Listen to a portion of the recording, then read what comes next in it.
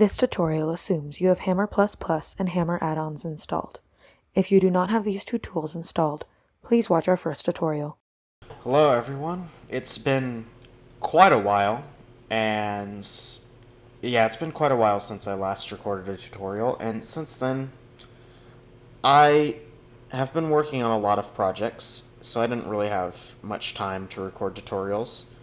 But recently, my good friend Ashleyanna has decided to sort of revive this channel with a bunch of different hosts that will be doing weekly tutorials. And I was asked if I could return to this channel to make more style tutorials. Naturally, I said yes, because I do enjoy making tutorials and I want to teach people. I was just lacking the time to do so, and thus I focused more of my efforts on developing my fan game, Portal Divinity.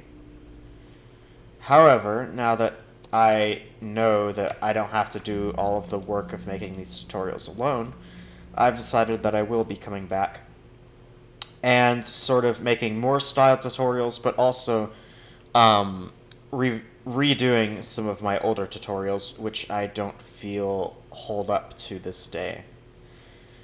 The first tutorial I'm going to be redoing today is the Wheatley-style tutorial, and as you can see, I was working on this chamber in PTI that I will be hammerizing for this tutorial, because I don't really feel like the old tutorial map that I had been hammerizing over and over really captures the style that I'm going for.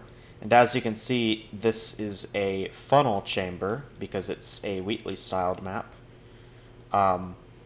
I don't have BMod installed right now, so I replaced what used to be a large glass hole with this sort of grating square, but it's a very simple chamber. It's pretty hard to mess up. You have this surface aligned with this hole, you have the exit door, 3 portable surfaces, a funnel, and this button that changes the polarity of the funnel. So, I'm going to jump right into Hammer and start to get this blocked out, because first thing we're going to want to do in any given hammerization is block out the level. So I'm just going to start by making a new VMF file, and as you can see, I'm keeping the in-game editor open just so I can use it as reference. And that's a good idea, to have your reference there with you at all times so you can properly hammerize it. So I'm going to make one thing clear. Just like usual, this tutorial expects that you already have TeamSpin's Hammer add-ons and its post-compiler set up. I will also be using Hammer++ for this tutorial, though that doesn't matter nearly as much as Hammer add-ons. And the reason Hammer add-ons is important for this is because it's going to be used for creating the vacuum tubes that you commonly see in the Wheatley style. So let's just start off by getting the blockout done.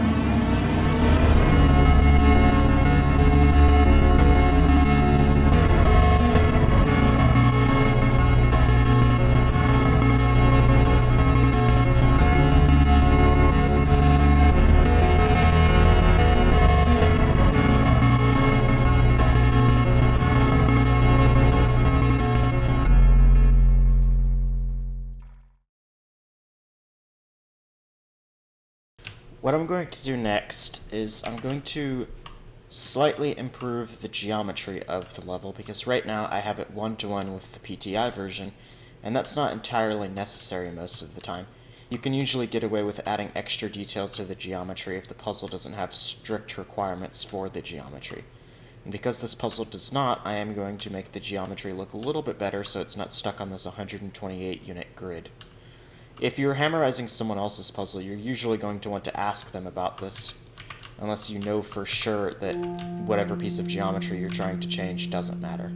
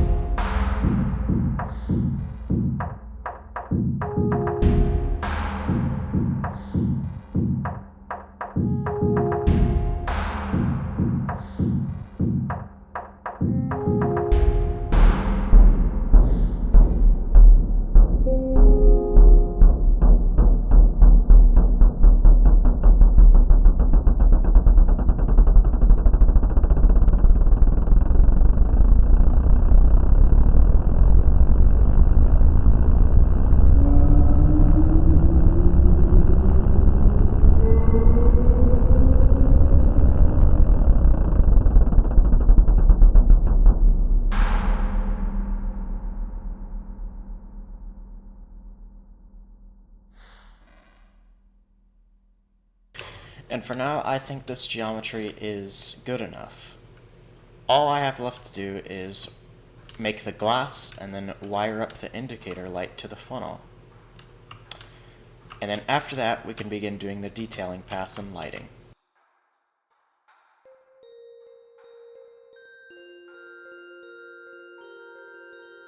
What I'm about to do right here is pretty important, so I won't time-lapse this part. I'm going to make the hole for this glass. I'm going to do this with the arch tool.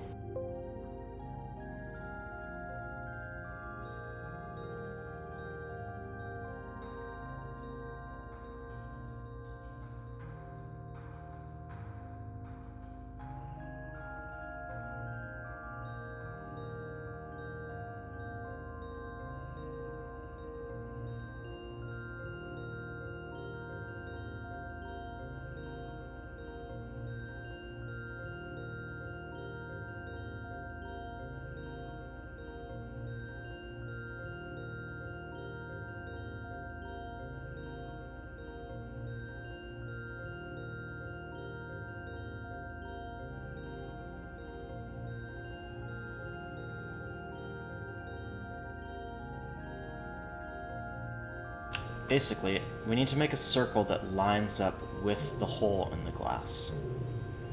And it looks like I've got it with this.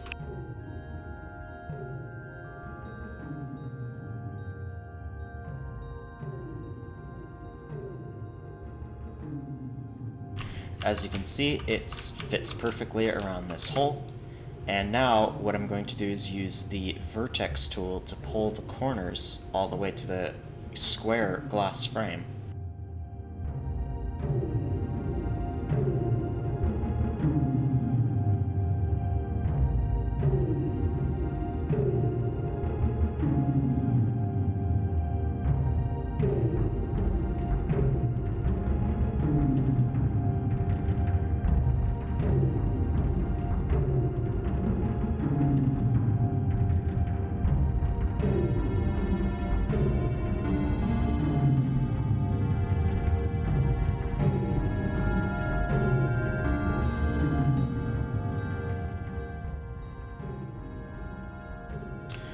And I'm going to make this a funk detail because it's so complicated. However, when I do make the rest of the glass, I'm also going to include a skip and hint brush over this so it still cuts the vis leaf where this should be.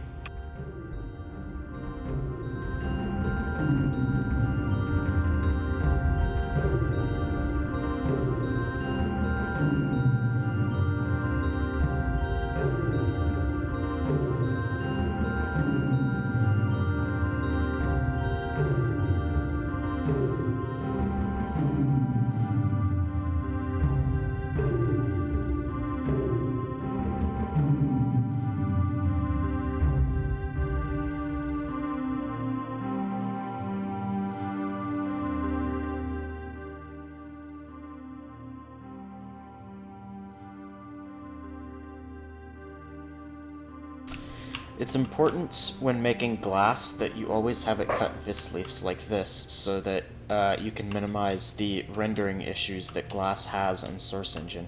This won't prevent everything, but it will cover a lot of different rendering issues that can happen with layering and transparency in this engine. Next, I'm going to make the indicator light from the button to the funnel.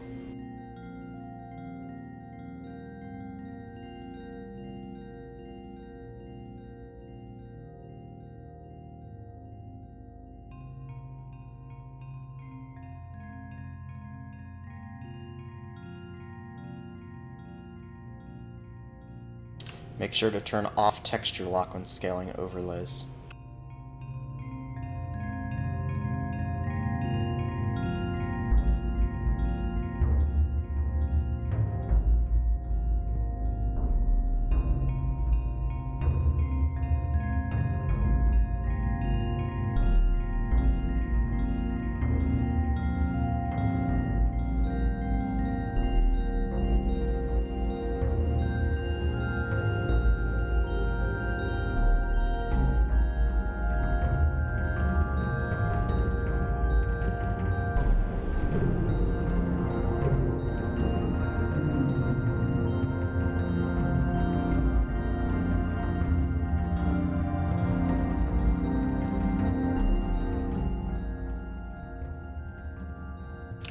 And now what I'm going to do is name all the overlays the same thing. And since I have hammer add-ons, I can just put the name of the overlays into the button, and it will automatically handle the indicator lights for me.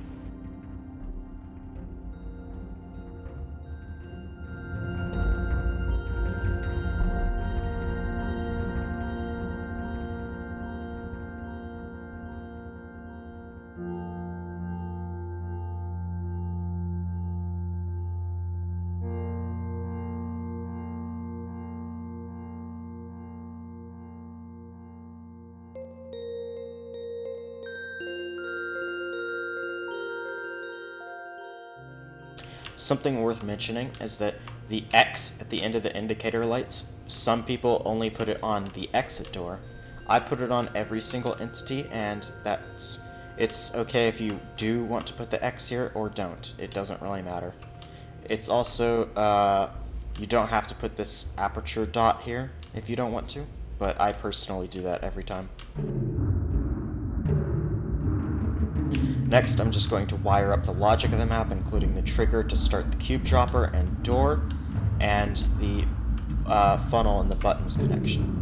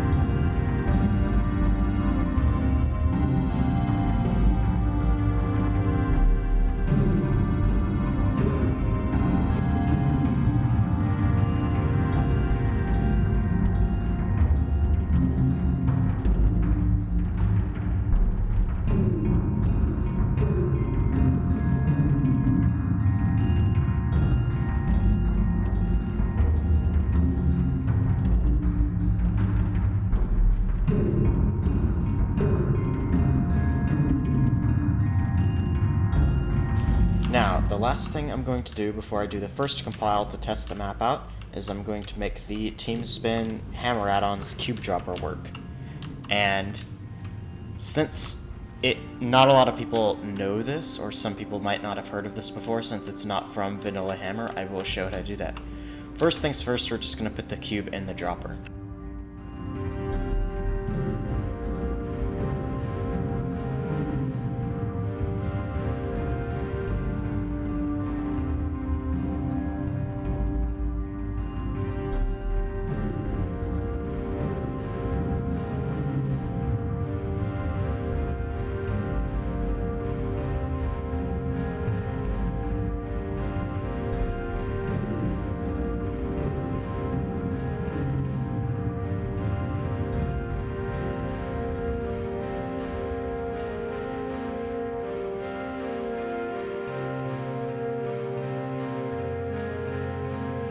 Then we're going to copy and paste it somewhere else and turn it into a vac tube object.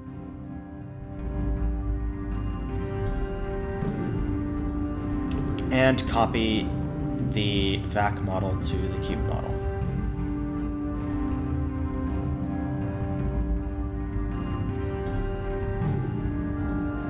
If you haven't noticed, my push to talk key is Y.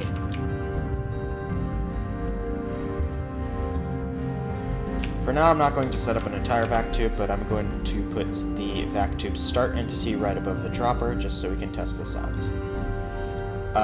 The map will be sealed later, but for now I'm just going to make a cordon to compile a test map.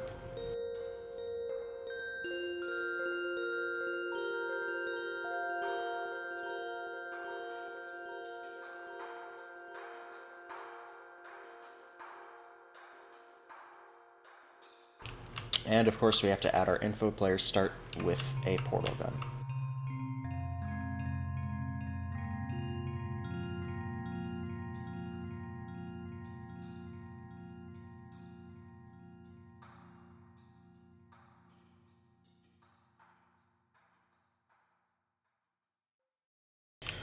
Little note here, I'm an idiot and forgot that this is supposed to be grading in the original map and not glass, so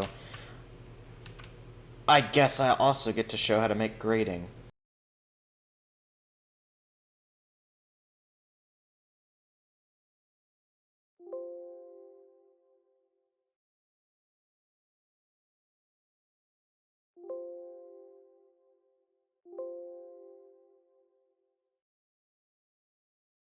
Grading is very simple. You just need to turn all of it into a funk brush with collisions set to disabled, and then you're going to want a clip brush, and you're going to want a vPhysics clip brush entity.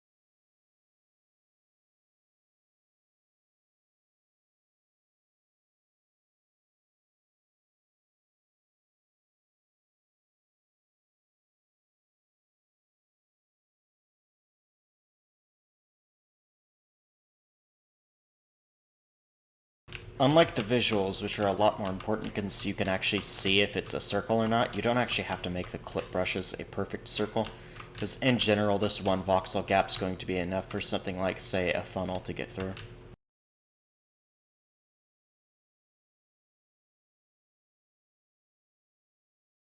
So now there's two different physics brushes here. The clip for the cubes and the clip for the player.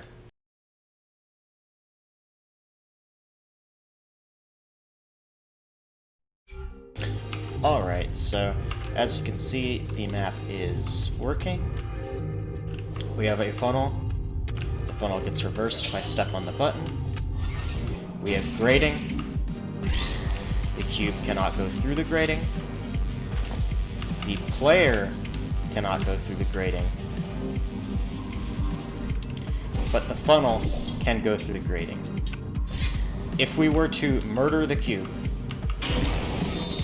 will respawn, because I set the auto respawn value to 1. And the cube can also push the button.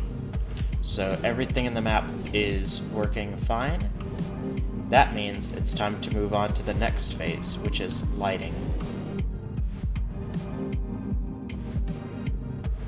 Alright, so it's time to start working on the lighting. And I will mention that I added this little grading platform here to make the intended solution of the map a bit nicer, which I didn't do in the original BMod version of the map because, lazy, I guess. The first thing I'm going to do is add the observation room, which is the main light source of most portal maps, and I'm going to put it on this wall because this wall is overlooking a majority of the map, and the light will be directly pointed at the cube dropper and exit door, which are the main parts of the gameplay.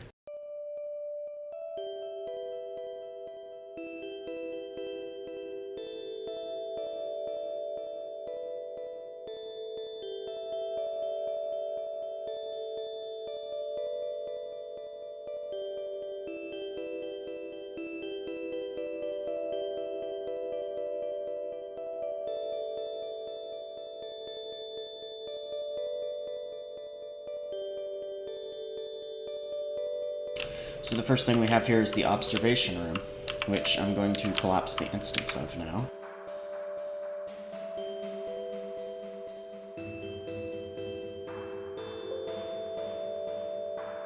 And what this will let us do is I can now use the lighting preview to see where it's going to cast light and how far that light is going to be cast. And as you can see, it lights up this area, and you can see the shading from these window frames. And we can control the settings of the light and see how it looks with the Hammer++ lighting preview.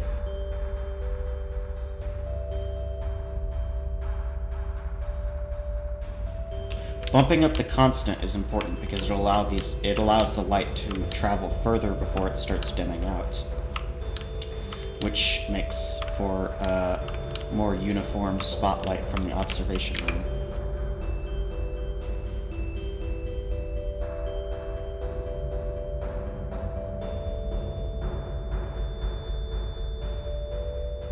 I'm also just going to make the observation room lighting in general a bit brighter so I can light up this chamber a bit more. And from there, we're going to want to start adding light strips so other parts of the map can be lit up as well.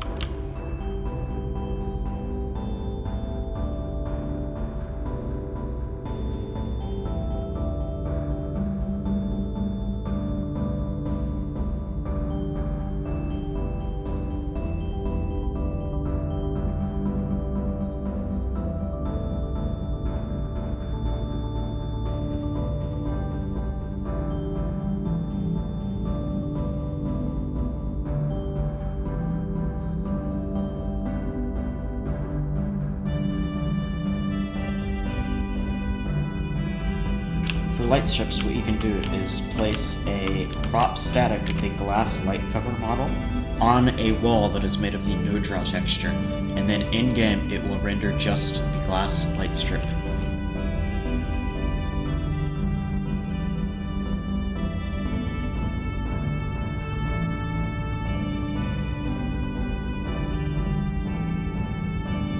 And since I have a cold spotlight coming from the observation room, I'm going to be using warm light strips to light up other areas to add a bit of contrast to the lighting.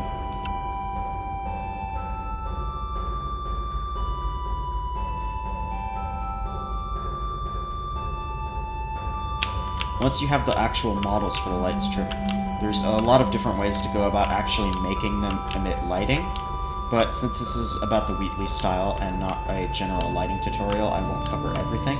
I'm just going to light up this map using some basic light strips and some regular light entities.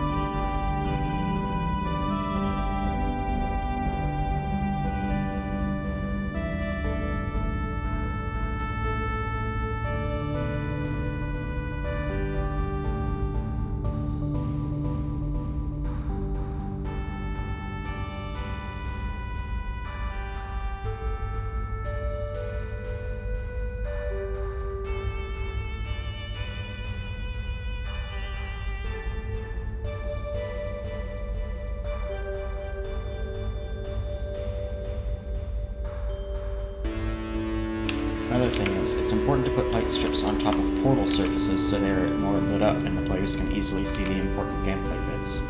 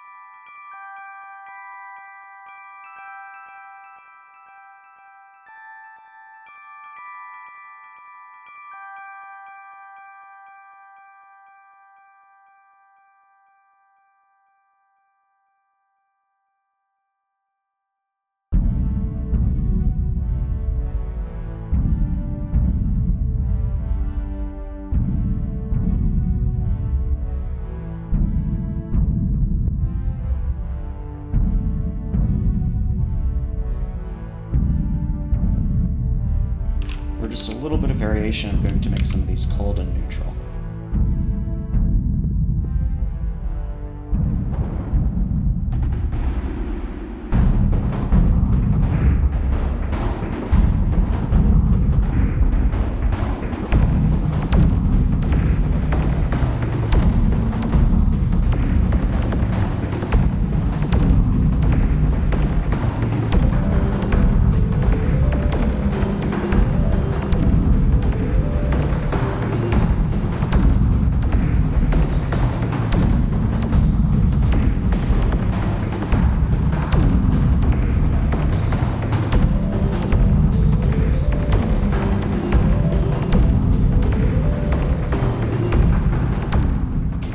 See, the light strips are now illuminating these surfaces, making them a lot more visible to the player.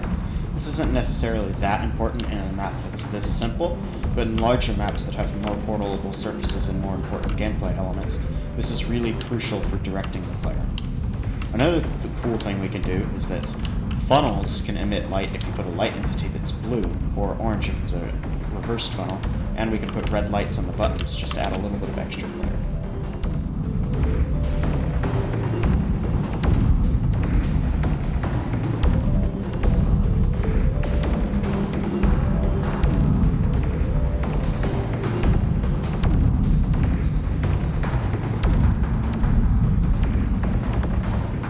Portal 2 itself, the main campaign, commonly also puts light entities on elements like that, most notably seen in maps such as Triple Laser, where all of the lasers give the room a red glow to it.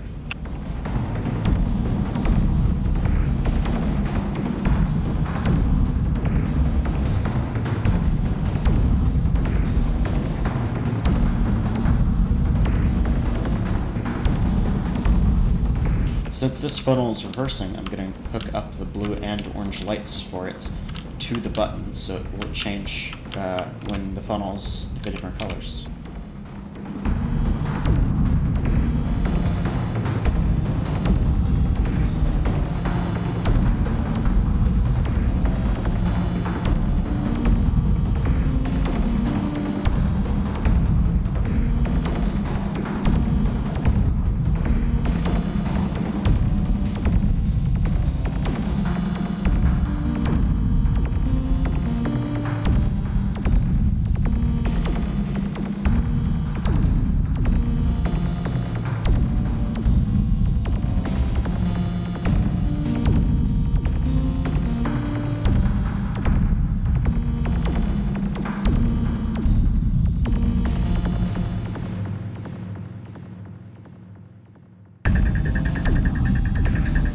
Going to look pink for now because both the blue and orange lights are on top of each other, but in-game it won't because one of the sets of lights is turned off at any given moment. Remember, any surface can only have two different dynamic lights on shining light on it. That's very important to keep in mind. And dynamic lights like these don't cast bounce lighting in Portal 2. In Portal 2 Community Edition, I don't leave any dynamic lights cast bounce lighting, but you can have more than one or more than two on any surface with their clustered lighting engine.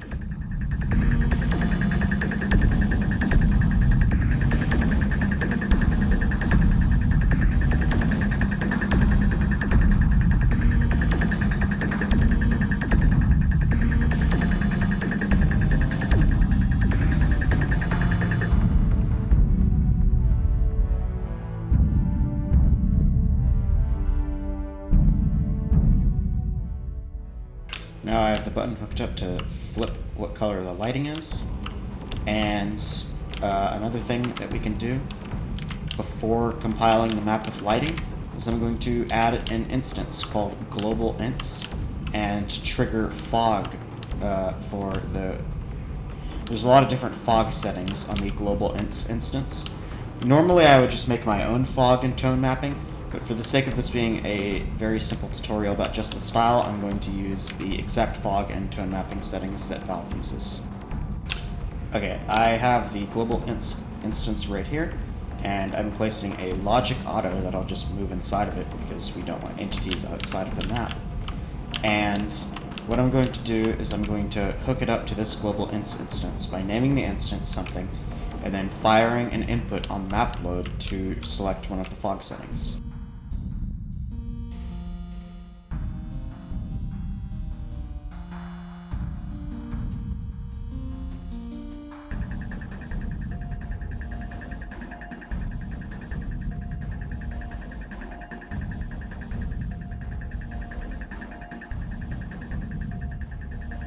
For this map, I'm going to set it to the BTS fog. And now I'm going to compile the map, and we'll see what it looks like in-game with lighting. And now, looking at the map for the first time in-game, I can see that I need to pick a darker fog color, and I need to make all the lights darker so that there's more contrast to lighting. Good to know. Back in Hammer, I can now make these changes, and then recompile the map afterwards so that I can effectively get the lighting looking good in-game and working with the fog well.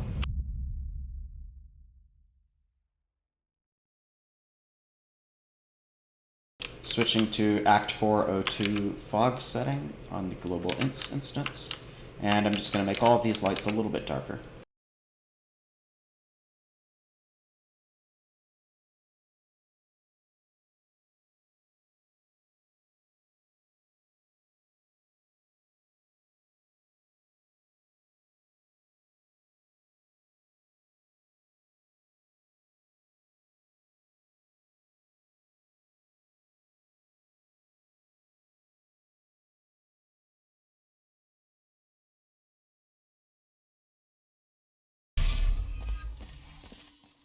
And it's already looking a lot better.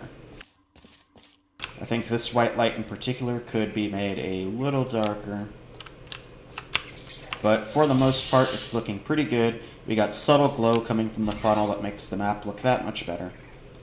And as usual, everything seems to be working. Now that we have the lighting looking good in-game, the next step is to start detailing. You always want to do the lighting before the detailing because the lighting is like the main source of the composition and visibility in your map.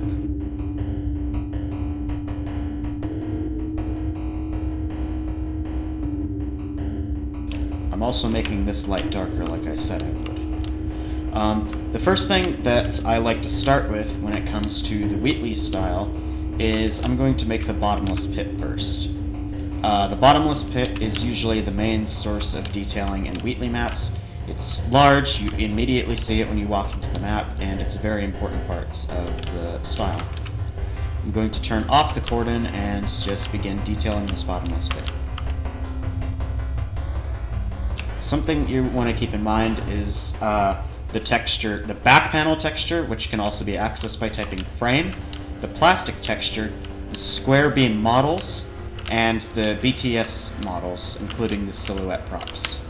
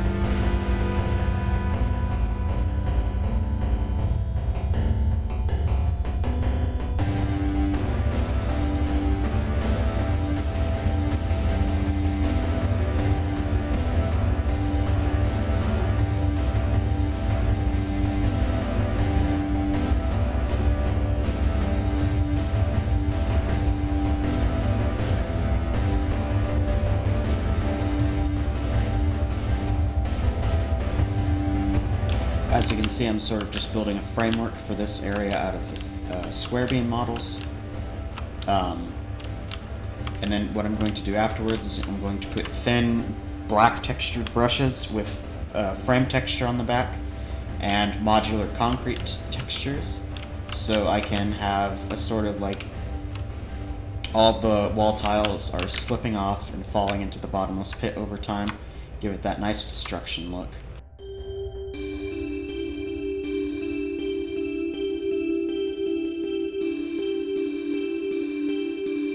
A really important mistake a lot of beginners make with the style that you need to avoid is overuse of the 32 units sized textures. This is one of the main biggest problems that's seen in the visuals of the mod Portal Stories Mel. It's one of the only issues with it, actually, is that sometimes the maps have too much visual noise because of overusage of this little tiny texture. It's almost always better when making destruction like this to use this larger 64 unit tile in the destruction. And it's even better if you have variation, so it actually looks like these are tiles that used to be there but were falling off. Because in normal test chambers, no wall is really built entirely out of the 32 unit tiles. So having a random mesh of missing 32 unit tiles always feels a little bit odd.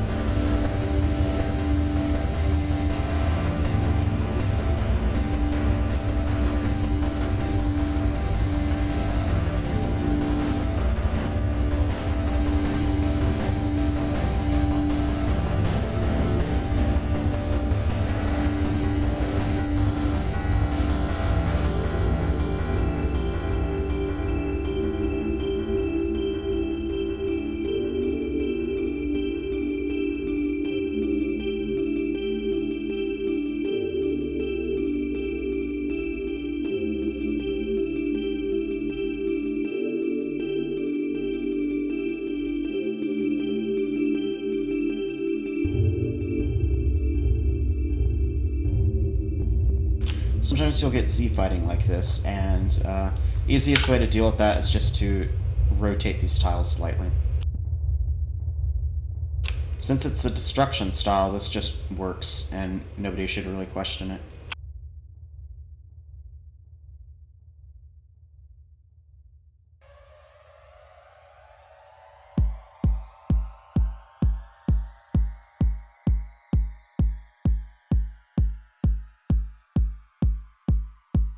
In fact, I'm going to add a little bit more rotation just to really sell the destroyed look of this.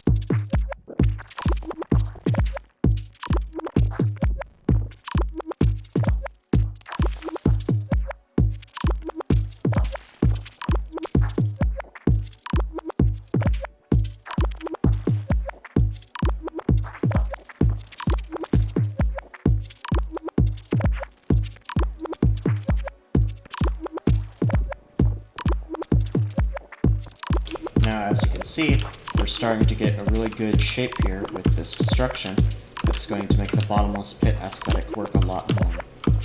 Behind this, I'm going to put the frame texture and then just add some little BTS doodads to make it look a bit more natural and more like the Portal 2 backstage look.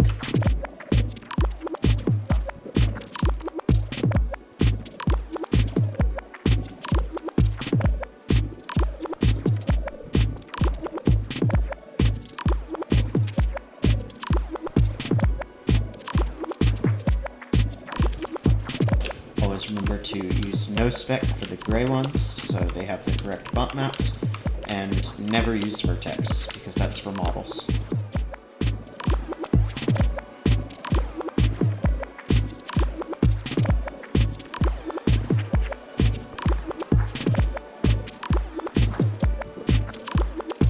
overlay called tile_edge1 that can also be really helpful here.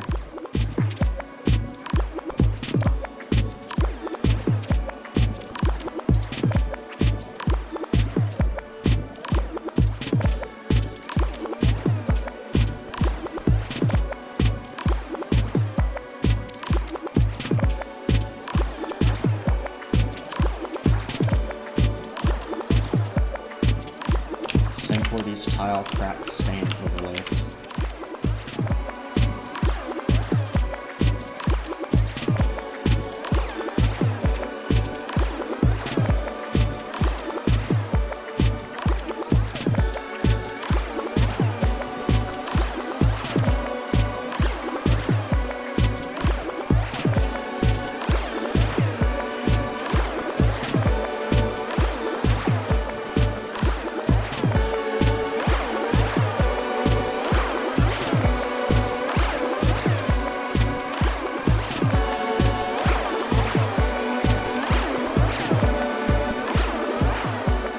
Keep this model in mind. This model is every BTS and Wheatley-style mapper's best friend, because this and its corresponding pair model work really well for just adding random greebles to BTS environments.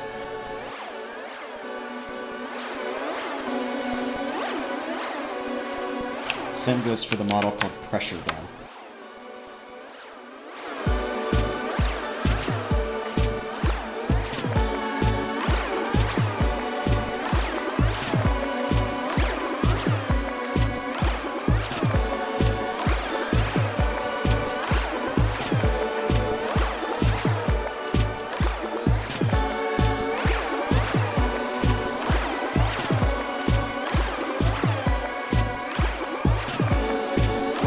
Sorry, my bad, it's Pressure Sphere. Pressure Sphere is a very good model. It's quite nice. It's just this random little BTS greeble. Works very well.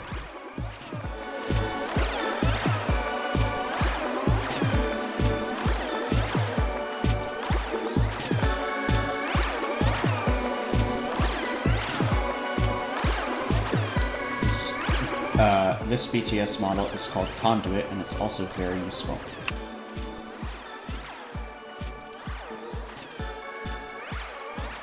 This basically serves as a sort of electrical connector type piece that is really well paired with the light_cage lighting model, which I will be placing on top of it.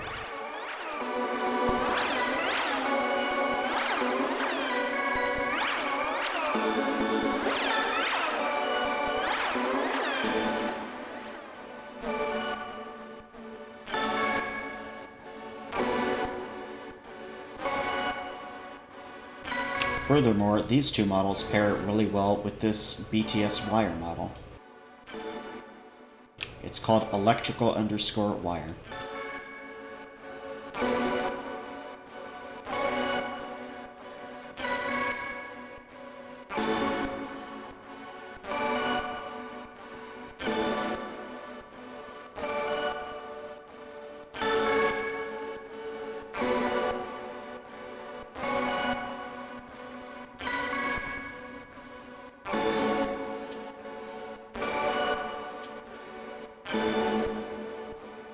You can put really subtle lights on this, but don't make these lights too bright because you don't want to really distract from the main playable area.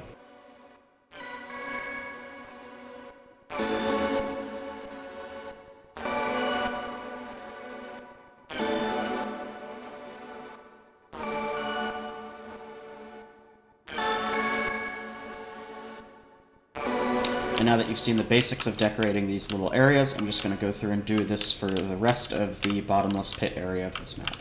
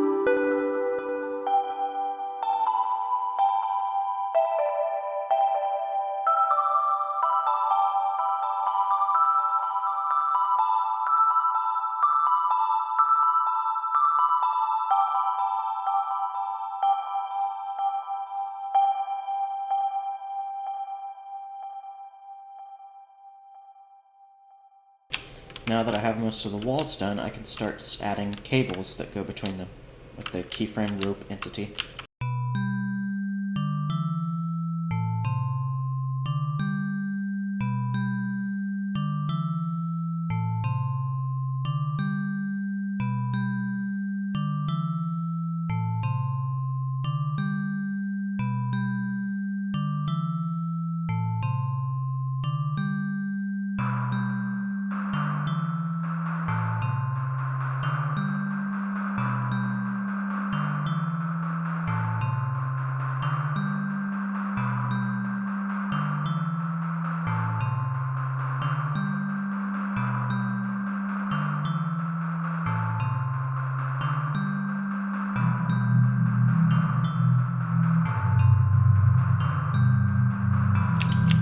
Just so I can see the cables a bit better, and because I have to do this anyways later, I'm going to change the skybox from black to sky_fog.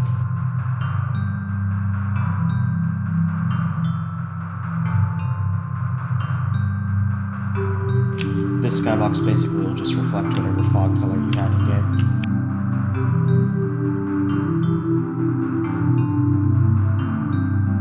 And I think this cable in particular can go somewhere else, so I don't like it here.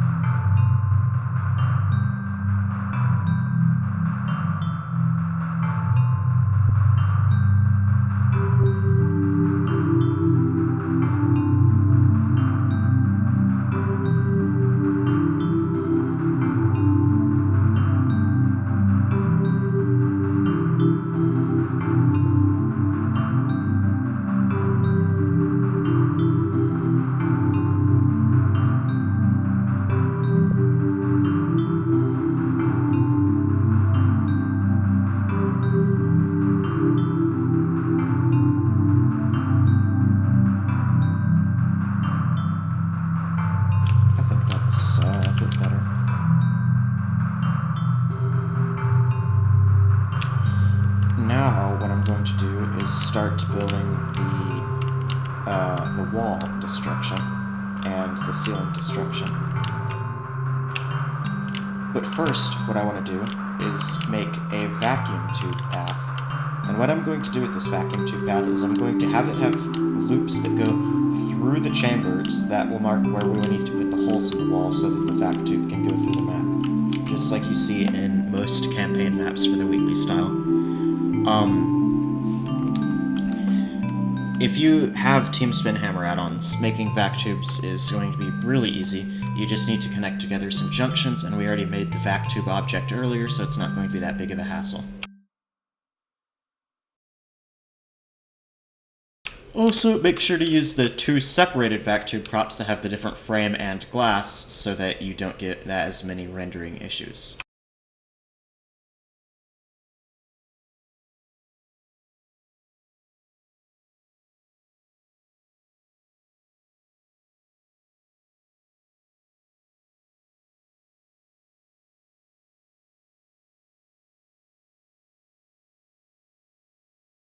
Another thing is that you should make vac tubes that aren't exactly at the chamber and go a bit further away from it, just because those are also going to mark where we put the larger BTS scene around the chamber later on.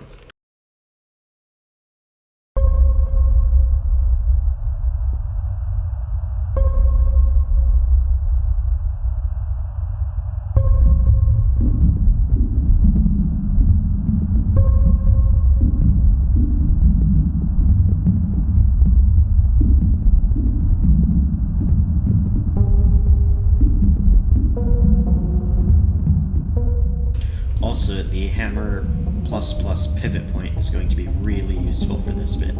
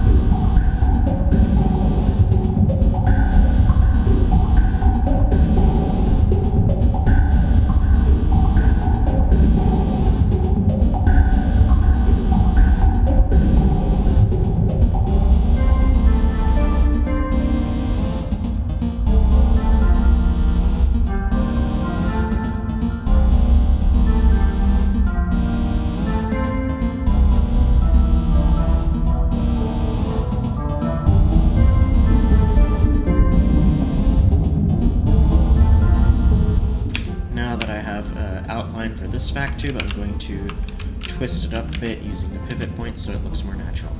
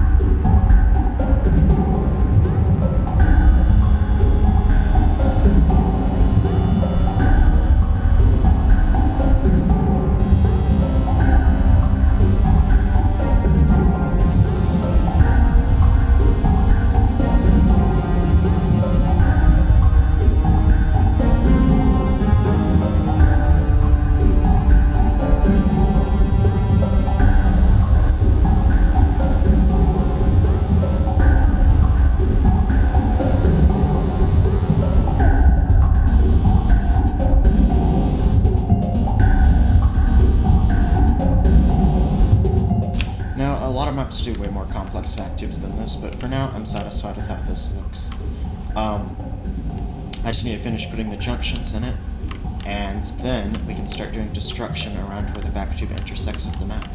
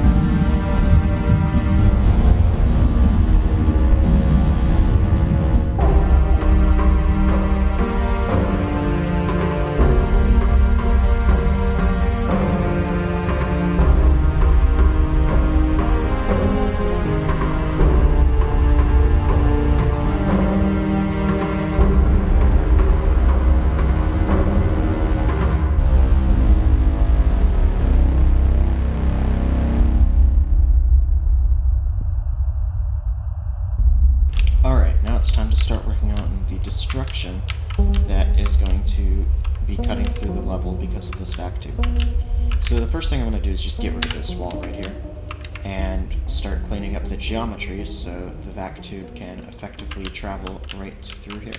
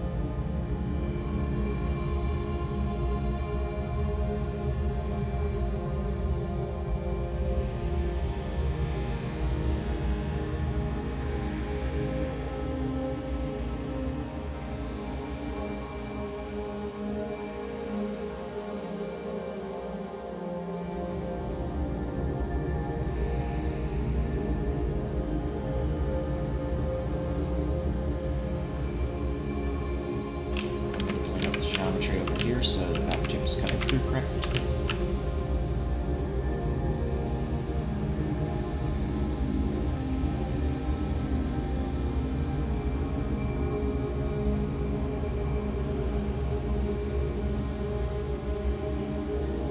And another good idea is to make all of these walls thinner, so there can be pockets of BTS stuff going on behind them.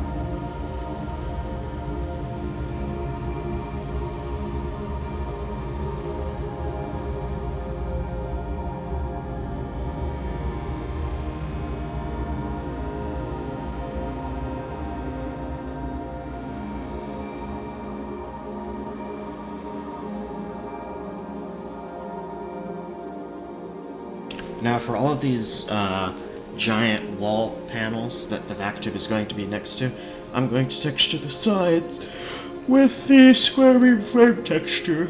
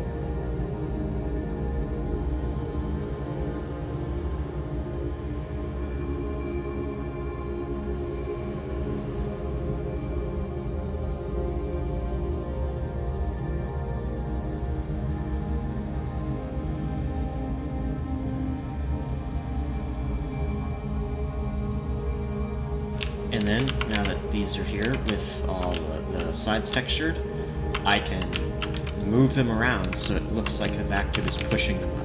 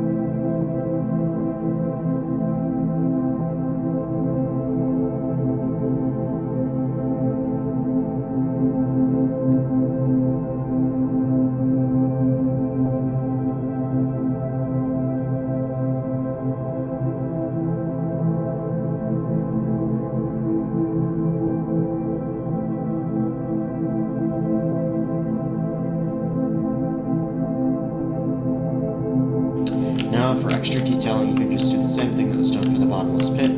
Build up some walls of square beams and then break it apart for some extra detailing. It's very simple.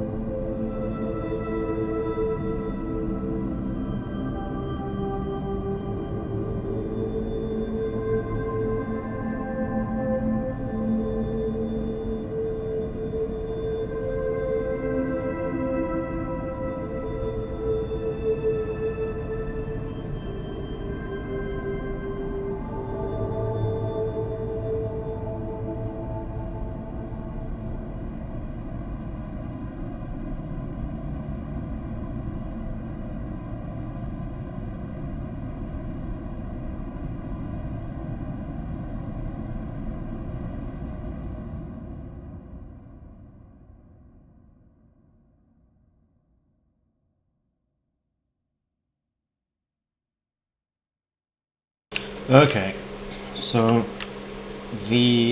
what's basically the last step of the Wheatley-style decoration is quite possibly the most time-consuming step, but it's not necessarily difficult. We have to do the exterior detailing. This basically means that we need to make giant BTS areas around the chamber. So the first thing I'm going to do is basically just start blocking that out.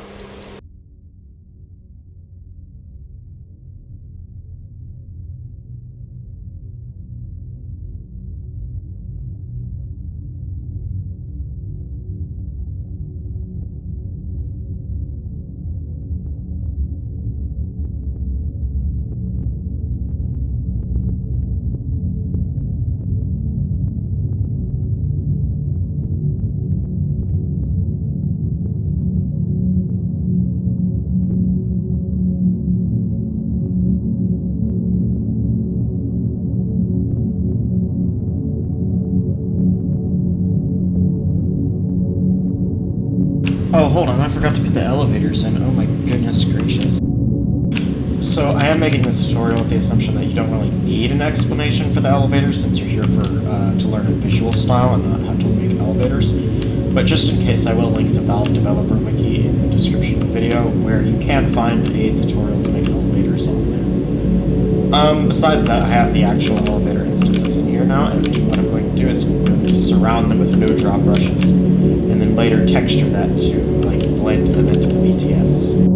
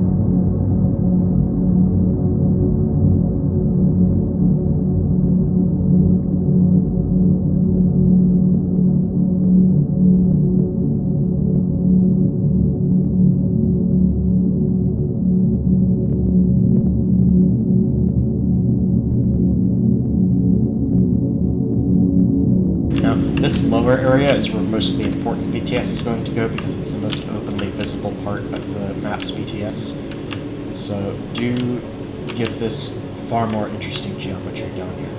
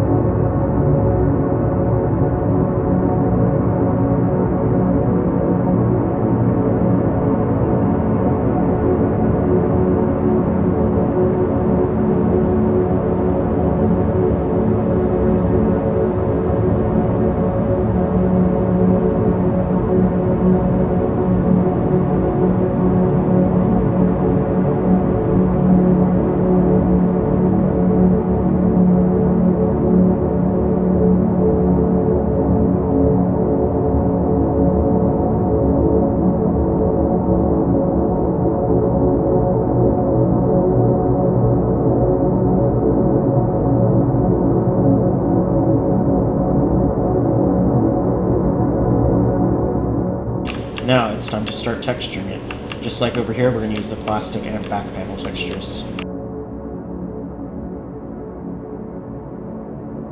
You only need to texture what you can see from the chamber or what you will see if you jump down.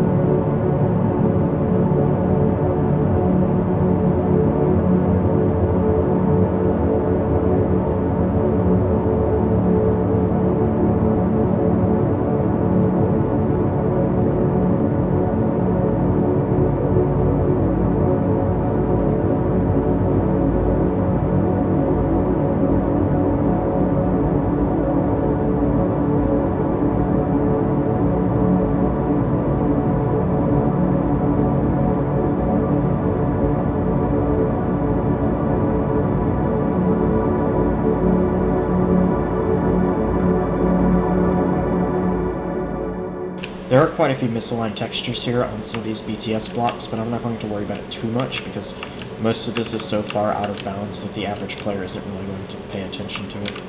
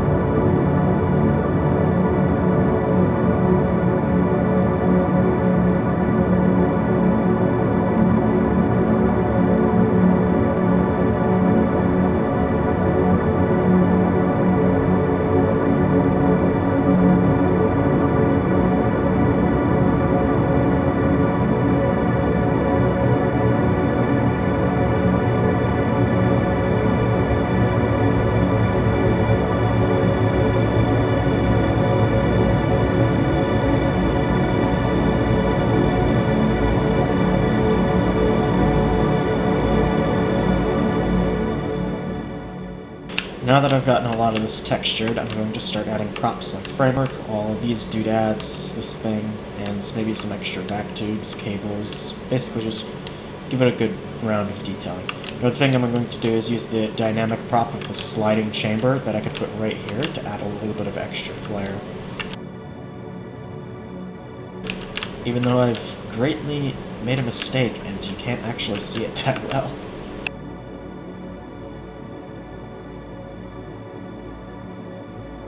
Maybe I'll put it up here, something will be more visible.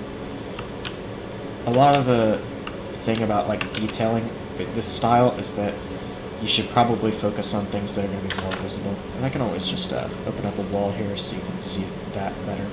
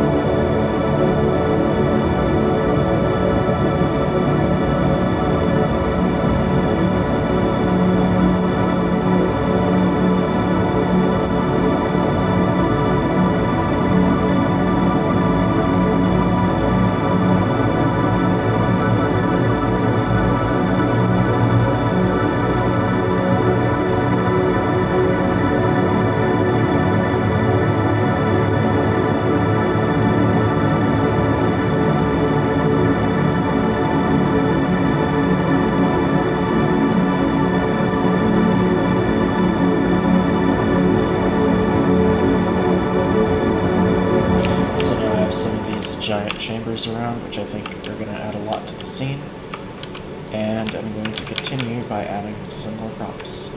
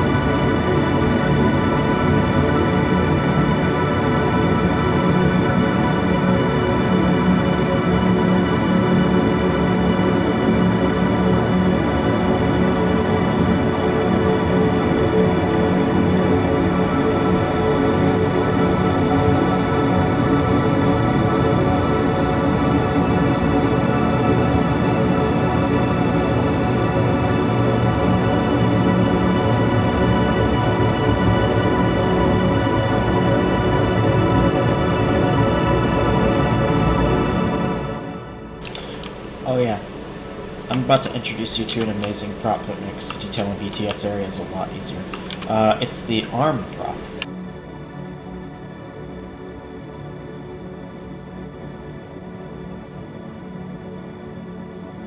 These are like BTS mapper bread and butter.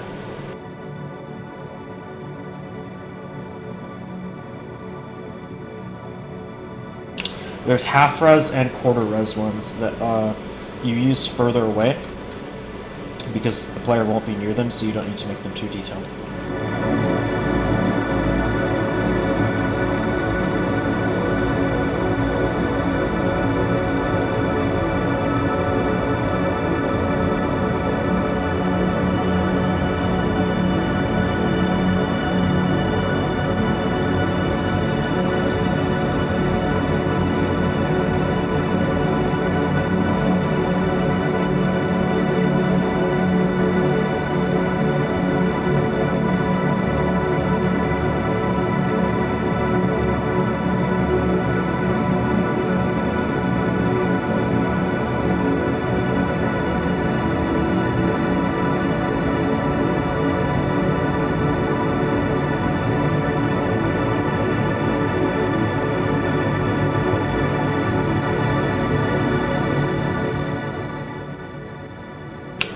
And if you're too lazy to place tons of these everywhere, then I have an even better way to easily detail a map with zero effort. Introducing the BTS wall module instance.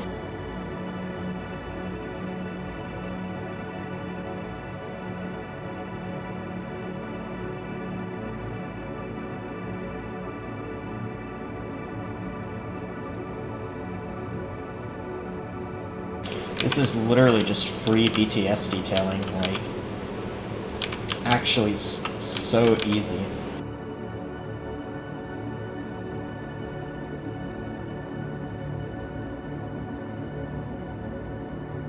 Most Valve Wheatley maps kind of just spam this prop around a bunch, or not prop, this instance, because it's very detailed, but it looks pretty good when tiled.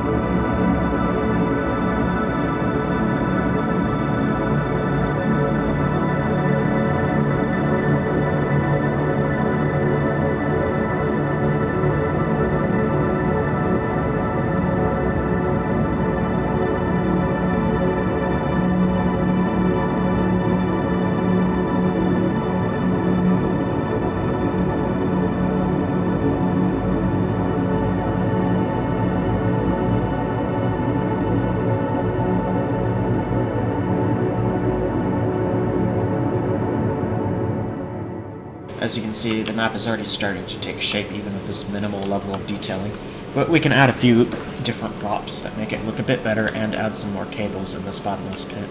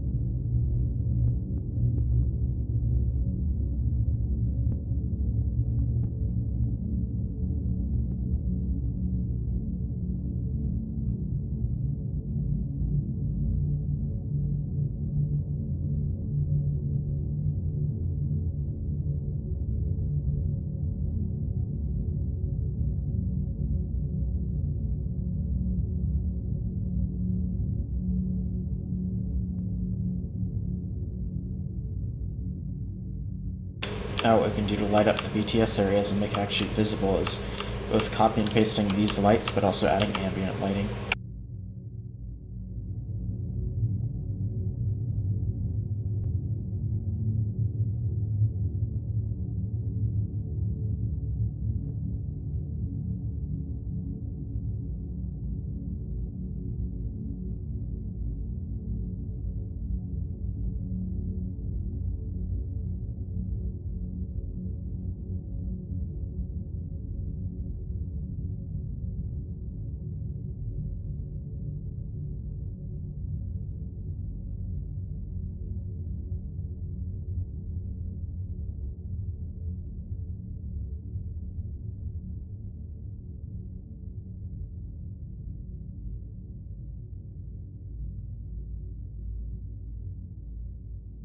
And also remember that the fog is going to illuminate it just a little bit.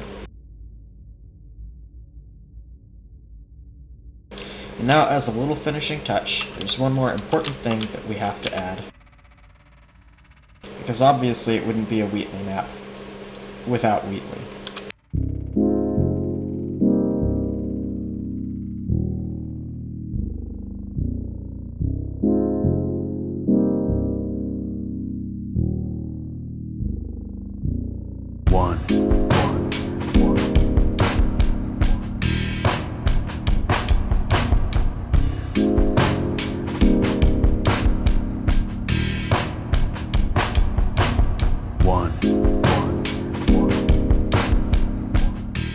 Basically, you just have to add the Wheatley monitor big screen instance, and then you also need to have the studio instance somewhere in the map. 2, 1.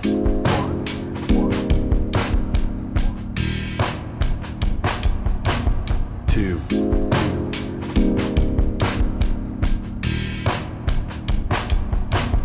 1.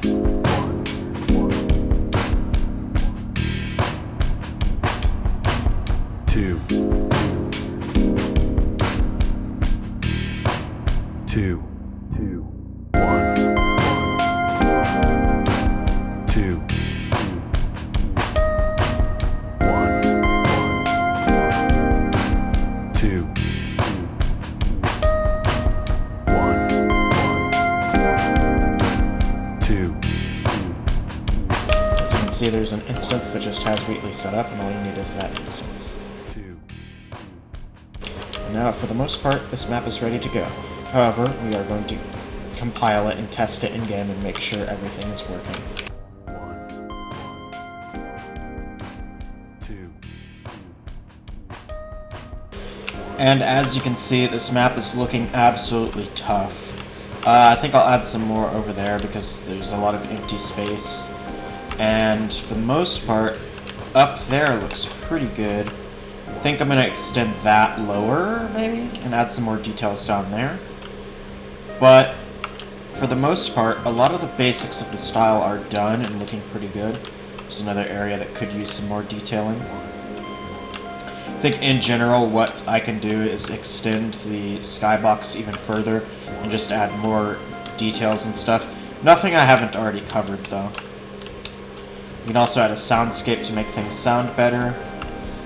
But for the most part, this is already looking pretty good.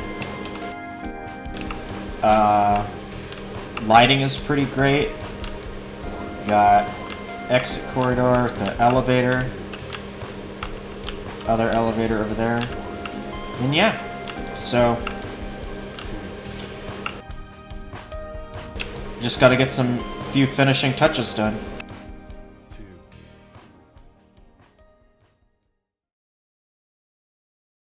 2. And now it's time to test the map again. After I've made a few changes, as you can see, there's some more stuff over there now. This pit goes deeper by a little bit. There's more details over here, so it's not just entirely blue. And we also got music, which is pretty tough.